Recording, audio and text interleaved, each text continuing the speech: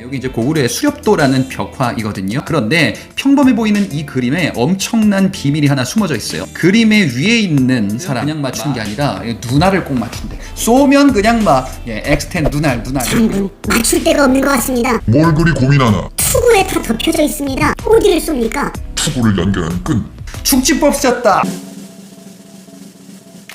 2024년 파리올림픽에서 대한민국 양궁 대표팀이 엄청난 성과를 거뒀습니다. 원래 우리 대표팀 전체 금메달 목표가 5개라더니 뛰어넘었어요. 역시 양궁이란 스포츠는 전 세계 궁사들이 4년마다 한 번씩 모여서 대한민국이 사우스코리아의 금메달을 축하해주는 이런 유서 깊은 대회로 자리를 잡고 있다. 그도 그럴 것이요. 우리 양궁 대표팀이 역대 올림픽에서 거둔 성적을 보시면요, 금메달이 전체 32개입니다. 자, 이게 어느 정도냐면은 여러분 올림픽 하면 떠오르는 나라 그리스 아테네에서 1896년에 올림픽이 처음 개최됐는데요. 이 그리스가 올림픽 1회부터 지금까지 전부 참가했는데 그리스가 거둔 금메달 숫자가 전체 35개입니다. 게다가 자기네 1회 대회에서 참가도 얼마 없었던 1회 대회에서 딴 메달이 10개, 이것 빼면 25개.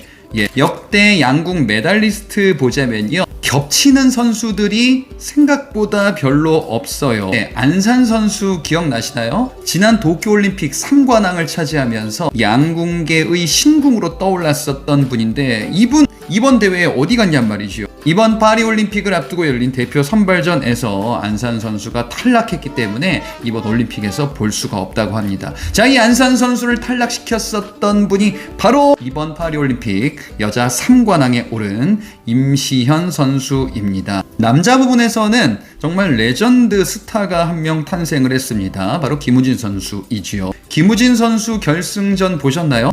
이 두 분 다 이제 몸매도 좀 비슷하시고 곰돌이처럼 푸근하게 생기신 완전 무슨 찐 고인물들끼리의 싸움 같았어요. 마지막에 계속 10점 결국에는 슈도프에서 아슬아슬하게 금메달을 가져올 수가 있었죠. 이 김우진 선수도요, 2022년에 열렸었던 항저우 아시안게임에서 결국 태극마크를 다는데 실패하게 됩니다. 기보배 선수라고 기억나십니까? 이분은 도쿄올림픽 대표 선발전에서 탈락하고요. 그리고 파리올림픽에서 태극마크를 달고자 대표 선발전에 다시금 재도전하였으나 실패하셨어요.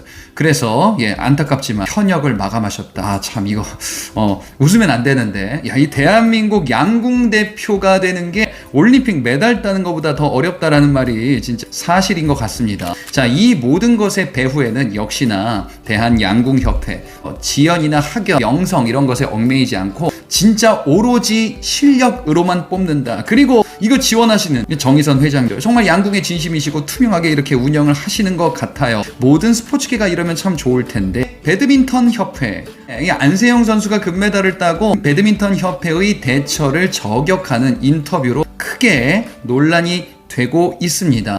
금메달 원동력은 분노다. 진짜 쌓인 게 많으셨나 봅니다. 역시 양궁협회 대단하다. 이런 양궁의 엄청난 성과, 우리 민족 DNA에서도 찾을 수 있지 않을까요? 예로부터 동아시아 3국, 중국, 우리나라, 일본 요 3개국의 주력 무기가 조금씩 차이가 있다라고 이야기들을 보통 많이 해요. 중국은 보통 창을 주력 무기로 많이 사용을 하더라. 일본은 사무라이 문화 역시 카레 문화다. 반면에 우리는요, 활의 민족이다라고 이야기를 하지요. 우리 민족을 지칭하는 이전 민족 이름 중에 동이족이라고 있어요. 동쪽의 오랑캐다라는 뜻이기도 한데, 한편으로는 활을 잘 쏜다라는 이런 의미 또한 내포하고 있습니다. 역시 이 중국, 일본 이런 거대 덩어리 속에 사이에 갇혀있는 우리 민족 입장에서는 저글링 무한러시들이 막 올 때 대장들을 원샷 원킬 해야 된다라는 생존 본능이지 않을까라고 이야기하기도 합니다. 여러분 학교 다닐 때 보셨었던 그림 기억나실지 모르겠는데, 여기 이제 고구려의 수렵도라는 벽화이거든요. 그런데 평범해 보이는 이 그림에 엄청난 비밀이 하나 숨어져 있어요. 그림의 위에 있는 사람, 말을 타면서 사슴을 사냥하고 있습니다. 자, 그런데 자세를 보시면요, 이렇게 뒤를 돌아서 평 쏘고 있어요. 말을 탄 채로. 엄청난 난이도의 이런 방식을 파르티안 샷이다. 이런 고난도 활을 쏘는 방법이 이미 고대시대 때부터 우리는 마스터를 하고 있었다. 우리 역사에서 활을 잘 쏘는 사람으로 유명한 첫 번째 인물을 뽑아봐라 라고 한다면 바로 고구려를 세운 주몽이죠. 이 주몽이라는 이름 자체가 당시 언어로 활을 잘 쏘는 사람이다. 여러분들 많이 알고들 계실 겁니다. 몇 가지 일화를 한번 소개해 드리자면요. 주몽이 자다가 보니까 파리가 막 있는 거예요. 어떻게 했을 것 같습니까? 활을 꺼내가지고 쐈습니다. 예, 파리를 맞췄다. 거의 뭐 장군님 축지법 쓰신다. 실제 또한 또 다른 역사 기록으로서는요, 이 주몽이 왕이 돼서 이제 세력을 조금씩 넓혀 나가는데 이 옆에 있는 나라 왕이 마음에 안 드는 거죠. 한번 나와 겨뤄보자. 근데 이 주몽이 여기서 이 조그만 반지 있잖아요. 이 백보 뒤 반지를 딱 하나 놓고서 7, 80m 뒤에서 쏴서 어떻게 반지를 쪼개버렸다라는 이런 기록도 있습니다. 글쎄요, 이거 다 믿어야 될지 말아야 될지 모르겠는데 확실한 거는요, 한국사에서 영웅이 갖추어야 할 그런 덕목으로서 모름지기 활을 잘 쏘는 명사수여야 한다라는 이런 관념이 우리 민족에게 있었던 것 같지요. 자, 그러면 주몽 말고 다른 명사수들은 한국사에서 또 누가 있었을까요? 역사상 최악의 세대다라고 하여 한 네티즌이 올렸었던 글인데요. 1997년생이신가 봐요. 태어나니까 IMF 위기였었다. 그리고 온갖 국가적인 위기를 온몸으로 체험한, 글쎄요, 1997년생이 그렇게 불운할까요? 그것보다 넘사벽에 있는 세대를 소개해 드릴게요. 바로 1220년에 태어난 세대. 10대 몽골 침입, 20대 몽골 침입, 30대 몽골 침입, 40대 몽골 침입. 거의 뭐 좀 활동하는 시기에 전부 다 전쟁이네요. 이 몽골은요, 1231년부터 1259년까지 30여 년간 우리나라를 계속 9번에 걸쳐서 침략했었던 민족입니다. 여러분 지금 나이에서 30을 더해봐. 그때까지 지금부터 전쟁이다라고 생각한다면 이건 정말 끔찍한 일이다. 1220년대생이신 분들에게 정말 심심한 위로를 전해드립니다. 과연 1200년대에는 이 땅에 무슨 일이 있었던 걸까요? 지도 보니까 이거 갑자기 뭔가 엄청난 센케가 하나 등장했습니다. 바로 몽골입니다. 이후에 원이라는 국가를 세우게 되는 이 몽골이 중국 대륙 전역을 침략하는 이런 시대에요. 당연히 이 한반도도 침략하게 됩니다. 당시 고려는 왕이 허수아비이고 무신들이 정권을 잡았었던 시대인데 이 몽골이 침입하니까 무신 집권자 최우라는 사람이 고민하다 결정합니다. 이 몽골은 내리국가다 보니까 수군이 없어요. 그래서 결국 도읍지 개경을 벌이고 강화도로 도읍을 천도하게 됩니다. 강화도는 안전한데 한반도 전역은 지옥의 불바다가 되고 있겠죠. 자, 몽골군이 파죽지세로 밀고 내려옵니다. 개경을 함락하고요. 이 몽골군 경기도 용인까지 남하하게 되는데요. 처인성이라는 성이 있었습니다. 이 처인성에 당시 몽골 총사령관 살리타라는 사람이 군대를 이끌고 남하하고 있었는데 이 처인성에서 고려 군대와 맞붙게 돼요. 당시 민중들이 중심이 돼서 이 처인성을 지키자라고 모였는데 이를 지휘하는 사람이 있죠. 바로 이제 승려 출신 인물 김윤후입니다. 전투는 너무나 불리해 보였습니다. 이 처인성은요, 산성이 아니에요. 우리나라 전쟁의 역사를 쭉 보시면 보통 산에서 방어를 하는 이런 전투 형태가 일반적이거든요. 근데 이 용인의 처인성이라는 곳은요, 당시 평지에 있었던 조그만 성이었었어요. 여기서 이 대규모 몽골군을 우리가 막을 수가 있냐라는 거죠. 우리 민족의 DNA에 뭐가 있습니까? 양궁의 민족, 궁의 민족, 활의 민족. 당시 김윤후 부대가 살리타를 향해서 활을 쏩니다. 화살 하나가 몽골 총사령관 살리타를 명중시킵니다. 역시 원샷 원킬의 활의 민족이었다. 당시 고려 정부가 김윤후에게 큰 상을 하사합니다. 저 혼자 한 게 아닙니다. 모든 우리 관민들이 열심히 싸운 덕입니다. 라고 하면서 백성들에게 이 공을 돌리기도 했었던 몽골은 이후에도 계속 침략하게 되는데 20여 년 후에 김윤후가 다시금 활약하게 되어 충주성에서 몽골군과 맞닥뜨리는 전투를 지휘하게 되는데요. 우리 병력이 절대적으로 열세였었어요. 어떻게 하면 될까요?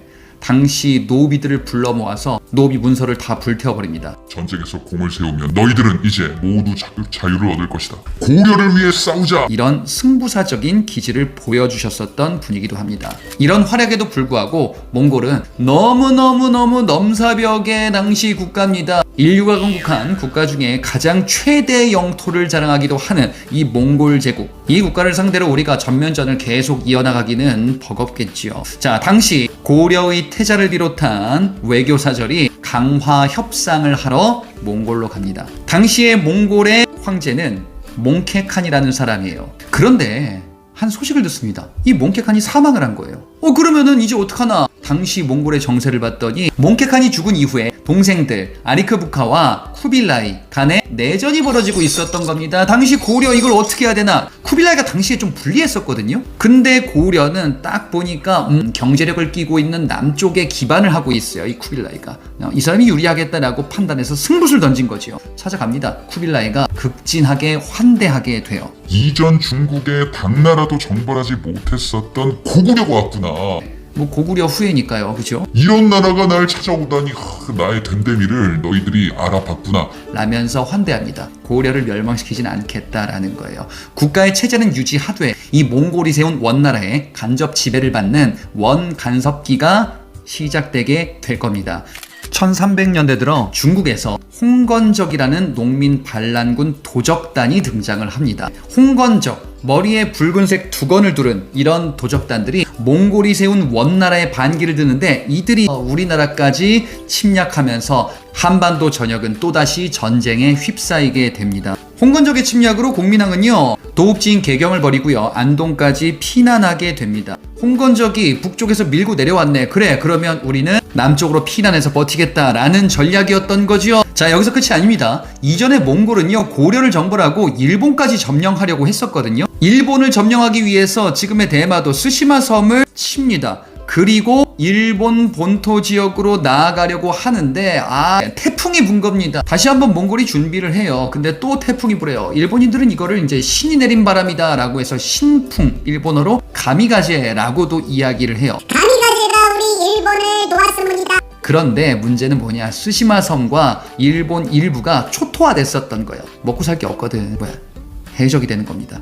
해적들이 고려 말 때 엄청나게 늘어납니다. 이들을 왜구다라고도 부르시요. 왜구가 한반도 전역을 침략하기 시작을 합니다. 아니 뭐 왜구 해적단 얼마나 되겠어요 라고 하는데 한 번 올 때 막 500척 배를 끌고 온대요. 왜구의 침략이 있었던 고려 말 한 50여 년 동안 500회 이상을 침략하게 돼요. 연평균 12번을 침략하게 되는 거거든요. 이번 달에 전쟁인데 다음 달에 또 전쟁이야. 난세에는 영웅이 등장하는 법이죠. 이성계가 등장을 합니다. 자, 이성계, 조선을 건국한 이성계 그분이에요. 사실 이성계도 우리 역사에서 좀 저평가된 인물이기도 해요. 조선을 건국했다라는 이미지가 너무 강하다 보니까 고려 말 때 영웅적인 행적들이 상당 부분 가려져 있어요. 아마도 이성계가 조선을 건국하지 않았다라고 하면은 지금 이순신급의 대우를 받지 않았을까. 자, 여기서 몇 가지 오해가 있는데요. 이후에 이성계가 건국했었던 조선이라는 나라는 보통 우리가 생각할 때 이 문인의 국가, 학문의 국가 이렇게 하잖아요. 근데 이성계 무인이 건국했었던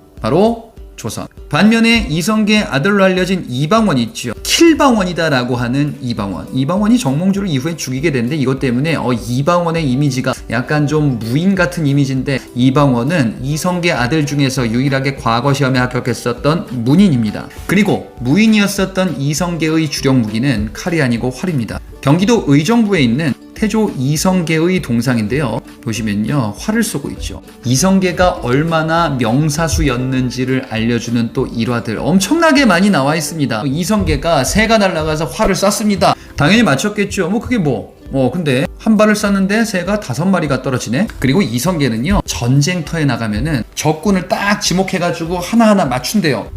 맞추는 건 그렇게 대단한 것 같지 않은데요. 그냥 맞추는 게 아니라 눈알을 꼭 맞춘대. 10점이 아니고 거의 X10 이런 거죠. 쏘면 그냥 X10 눈알 이런 엄청나신 분이었다. 역시 장군님 축지법 쓰셨다. 1380년 지금의 지리산 인근에 왜구들이 엄청나게 습격해 옵니다. 이 왜구들을 격퇴하기 위해서 이성계 군대가 출정하게 돼요. 당시 이 왜구를 이끌고 있었던 아기발도라는 장군이 있었는데 무예도 출중했는데 이성계가 보고 깜짝 놀랐습니다. 쏠 데가 없는 거예요. 왜? 이성계의 명성을 듣고 이 아기발도라는 일본 장군이 얼굴 전체와 몸 전체를 보호구로 전부 다 가렸어요. 장군, 맞출 데가 없는 것 같습니다. 뭘 그리 고민하나? 투구에 다 덮여져 있습니다. 어디를 쏩니까? 투구를 연결하는 끈. 축지법 썼다. 투구를 연결하는 끈을 맞춰서 보호구를 날려버리고 그리고 이 아기발도 장군을 사살했다는. 왜구의 군대는 혼비백산 흩어지게 되겠죠. 이게 그 유명한 황산대첩이라는 전투입니다. 역시 우리 민족에는 활을 잘 쏘는 DNA가 오랫동안 축적되어 왔었고요. 그렇게 활을 잘 쏘는 집중력, 집념이 우리 대한민국을 지금껏 지켜오고 발전시키지 않았을까라는 생각을 해보면서 이번 영상을 마치도록 하겠습니다.